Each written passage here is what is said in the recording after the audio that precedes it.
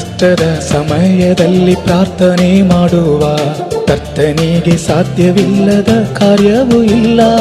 ಕಷ್ಟದ ಸಮಯದಲ್ಲಿ ಪ್ರಾರ್ಥನೆ ಮಾಡುವ ಕರ್ತನಿಗೆ ಸಾಧ್ಯವಿಲ್ಲದ ಕಾರ್ಯವೂ ಇಲ್ಲ. ಪ್ರಾರ್ಥನೆ ಲಾಲಿಸಿ ಆಶೀರ್ವಾದ ನೀಡಲು ನಮ್ಮೊಂದಿಗೆ ಇರುವವನು ಯೇಸು. ಪ್ರಾರ್ಥನೆ ಲಾಲಿಸಿ ಆಶೀರ್ವಾದ ನೀಡಲು ನಮ್ಮೊಂದಿಗೆ ಇರುವವನು ಯೇಸು.